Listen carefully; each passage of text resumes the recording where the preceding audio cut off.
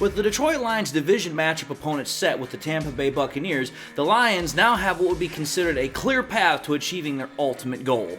We're going to talk about it in today's episode, folks, so stay tuned. We used to be a team no one respected.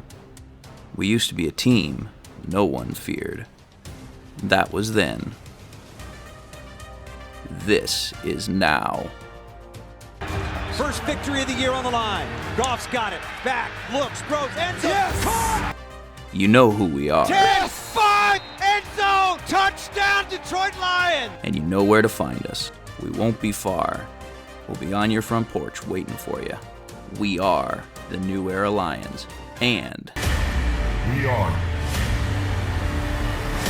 driven by Detroit. Hello everyone, and welcome back to yet another episode of MCM Motor City Mania. I'm your host, David T. Pike, and as always, we're diving in. But before we dive in, I just want to say to my loyal fans and subscribers, thank you all for coming back to the show. I'm absolutely so thankful for each and every one of y'all. It absolutely means the world to me that I have such loyal fans. And to those that are tuning into my show for the very first time, I want to say thank you as well for tuning in. I hope y'all enjoy the content, but even more so, I hope to gain your all's subscription if I've earned and deserved it. And with that having been said, I want to say God bless to everybody, and let's dive into the show. So, here's the thing, folks. At the time I'm recording this, there's about 4 or so minutes left in the wild card matchup between the Eagles and the Bucs. The Bucs just scored a touchdown. They're up like 30-something to 9. They're going to win the game. The Lions are going to play the Buccaneers for their division round matchup, which, that's a rather interesting matchup because, well, let's think about it here. One, the Lions have already played the Bucs this year. The Lions and the Bucs used to be in the old NFC Central Division back when the Lions last won a division round, last won a division title, and the last time that they won a playoff game. So, kind of a little bit of an interesting story there, but c'est la vie. I'm going to talk more about the Bucs and the Lions matchup in the days to come, but that's not what we're going to talk about today. Today we're going to talk about the Bucs kind of like in a little bit of an abstract sort of thought, because this is actually talking about them and how this whole thing plays together for what the Detroit Lions really want to do. And what do the Lions really, really want to do?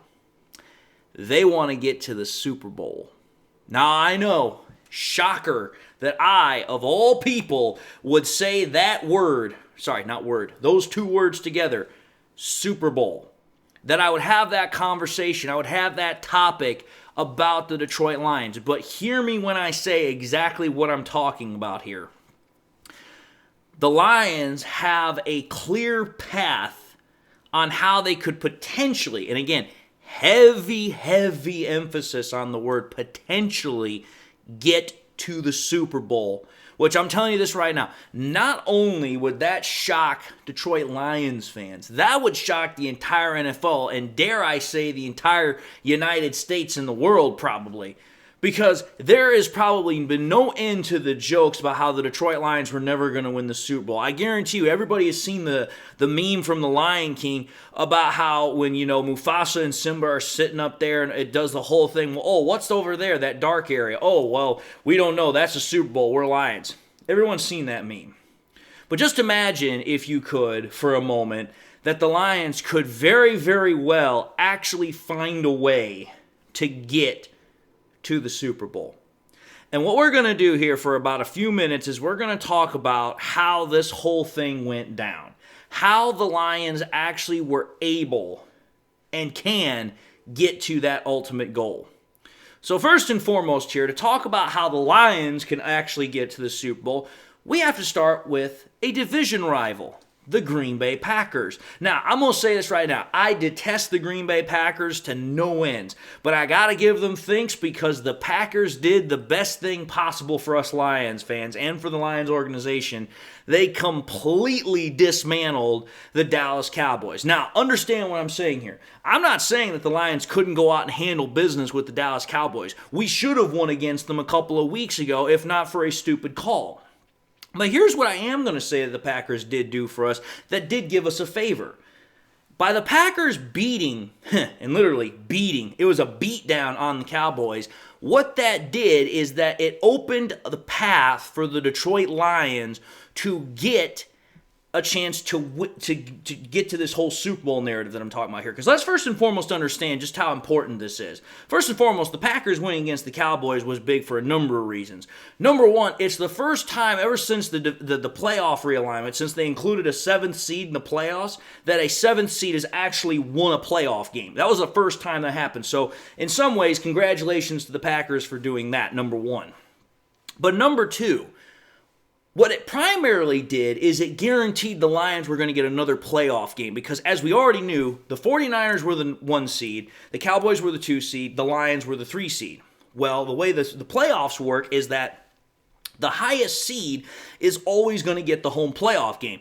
Well, the 49ers already had their playoff game ready to rock and roll. They just had to figure out who was going to be the lowest seed playing them, which, since the Packers are the lowest seed in the NFC playoffs, that means as soon as they won against the Cowboys, they automatically were going to play the 49ers, which then meant that since the Cowboys were out, the Lions had the next highest seed, which guaranteed they were going to have a home playoff game. So what that then did is it told the Lions, listen, all we have to do is beat the Rams. If we beat the Rams, we are guaranteed another home playoff game. Because at that point, it means the Packers have to go to the Levi Stadium to play the 49ers, which I'm going to say this right now. That's probably going to be a better game than what I would have originally thought about a week ago had that conversation been posed to me. But I still expect the 49ers are going to handle business and they're going to win. Because let's be fair and honest here. The 49ers are the NFC heavyweight. They're a damn good team. And as much as the Packers have been playing good the last couple of weeks, I don't see how they beat the 49ers unless the 49ers just come out and completely crap the bed like Dallas did, which I don't expect that to happen. But we're not talking about the Packers anymore past this. Because of that win that they did, now the Lions have this opportunity against the Rams. The Lions go out and get that opportunity taken care of against the Rams. They win. Now they have a second home playoff game for the divisional round. So what that win that the Packers did, it cracked open the door for the Lions to have a path to their ultimate goal, which was to make the Super Bowl. But then what the Lions did, they beat the Rams, which then completely blew the door wide open. Now the door is completely open, and this is because of what Jared Goff did in the game, being very, very clutch, Campbell making smart decisions, the defense making just enough plays so that way we could win the game. And again, this is why I'm saying this now potentially, heavy emphasis on that word, potentially gives the Lions a chance to do something that virtually everybody has thought impossible. Make that Super Bowl run. And here's the reason why. We already know that the Lions are prolific at home. They are one of the best teams to play at home because, first and foremost, Ford Field is loud, it's crazy, it's raucous. It has a great home field advantage to it that very few home fields have. That's number one. Number two, we know that this team plays immensely better at home. It's just a completely different team at home. That's not to say it does terrible on the road. It's just different than how it is on the road in comparison to at home. But also number two, pardon me, that was number two. Number three, I talked about this in a previous episode. I can't remember which one it was, but I was talking about the what is it? I think it was the comparison on how teams in the playoffs do for certain rounds. And I remember talking about how if the Lions were to win their wild card matchup, which they have, and they get to the divisional round, the percentage of time that the home team in the division round wins is about 75% of the time. So let's think about this here. The Lions are the home team in the division round. They're welcoming in the Tampa Bay Buccaneers to play them. They have a 75% chance to win that game against the Buccaneers just based off of past NFL history. But here's why I say for the Lions, it's a lot better than that even. Because now we're going to start talking about the abstract version of where the Bucs kind of come into this whole conversation. So here's why I'm saying that. Because of this hypothetical Super Bowl trip that we're talking about where the Bucs are coming to town, we have to consider this. Why I think the Lions have that chance other than the fact that they're going to be at home and playing the Bucs. Let's consider the opponent we just played really quickly before we get to the Bucs. We played the Rams. I don't know how many analysts I heard the prior week before we played the Rams, everyone said the exact same thing about them, that they were the scariest wild card team coming into the playoffs because they had just won 7 of their previous 8 games. They were looking really, really good. They went toe-to-toe with the Baltimore Ravens, blah, blah, blah, blah, blah. That was all being said about the Baltimore Ravens. And then what happens? They come to town, they play the Detroit Lions, and the Lions down them. They play them, they win against them, they beat them. They didn't completely destroy the Rams, but they beat the Rams. Now, when you take a look at the NFC, outside of the Lions, there is nobody that's considered scary or dangerous. I know some people are now going to try and say the Packers, but again, I'm sorry. I just don't see how the Packers beat the Niners. I could see a way potentially that they could have beaten the Cowboys, but the Niners are just a completely different level of team than the Cowboys are. It's not even in the same galaxy. So for me, it's like, okay, your hierarchy of football teams probably in the NFC right now, 49ers, Lions, Packers, Bucks. The Packers and the Niners, I expect the Niners win that game. Now we get to the Lions and the Bucks.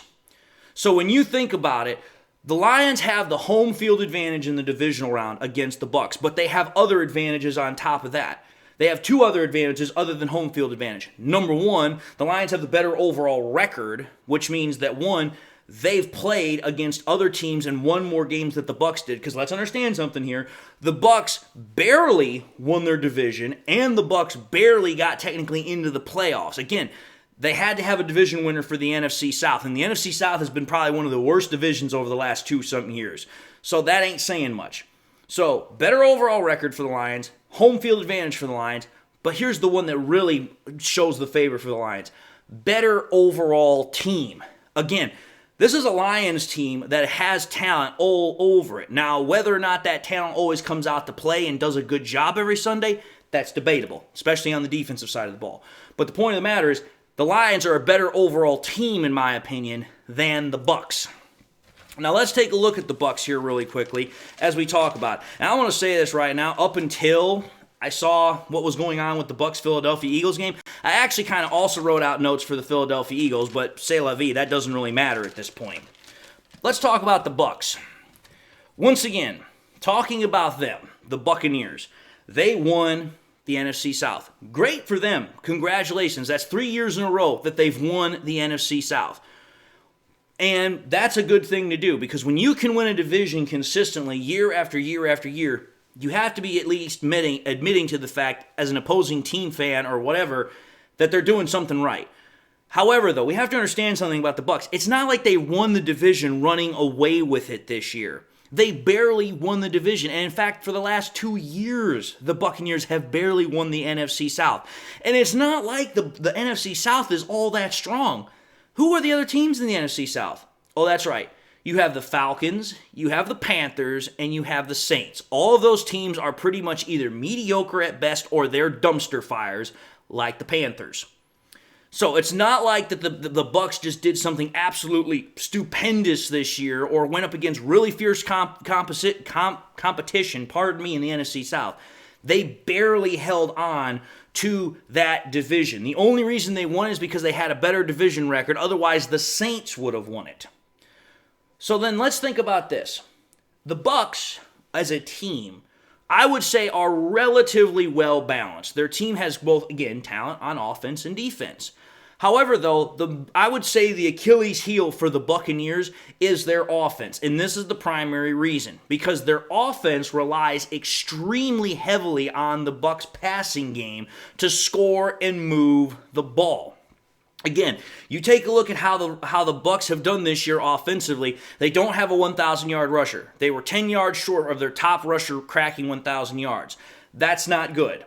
Then you take a look at the fact that Baker Mayfield has been the primary offensive producer for that team in terms of points and in terms of overall production. And it kind of makes sense because, again, when you have Mike Evans and you have Chris Godwin on your team as your wide receivers, you're going to naturally want to throw the ball more than you're going to want to run the ball. However, though, that poses a problem for the Buccaneers because Baker Mayfield, I would say, is kind of a middle-of-the-pack quarterback. He's definitely had a career resurgence this year with the Buccaneers, not taking that away from him. But the one thing about Baker is he is coming into this game against the Lions extremely beat up. His ribs are sore. He's got 2 bad ankles now because in the game against the Eagles, he got stepped on by his own lineman on his one good ankle. So Baker Mayfield's going to be coming into this game extremely bruised, extremely battered, and beat up. And again, not taking anything away from Baker, but the one thing I do know about Baker is when the pressure is on and he is in a hostile environment, it does not do well for him.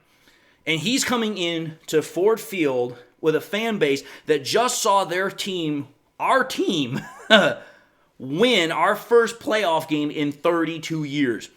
That building's going to be lit. It's going to be even more lit than probably what happened on the one for Sunday night when we played the Rams, because it's now like, okay, now we've won that one. Now we're even more lit up. Now we're even more amped up. Now we're even more excited because now we won and get another one. So I'm telling you this right now.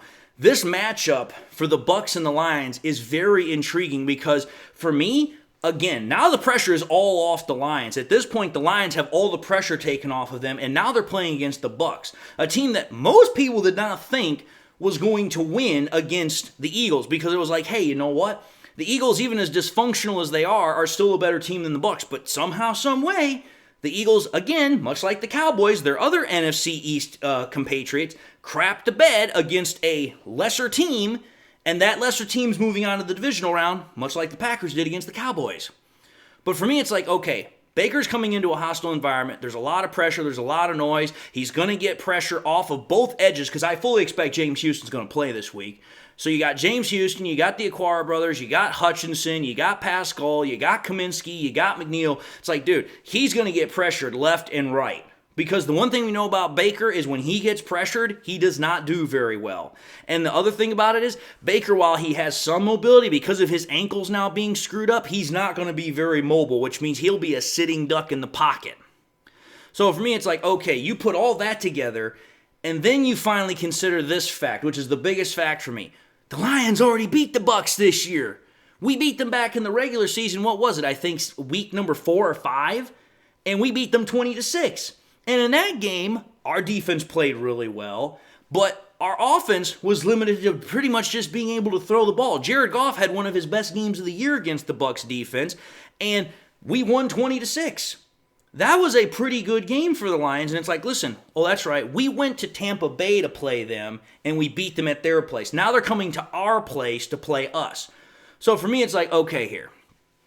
I expect the Lions are going to win just because of history trend data, just because of how the Lions are playing right now, and just because of the fact that the Lions are the better team. So, okay, Lions won their wild card matchup. I fully expect they're going to win the division matchup, which now means we're on to the conference championship game, which in my opinion, I fully expect will be a Lions versus 49ers matchup. Now, whether or not the Lions can beat the 49ers, that remains to be seen.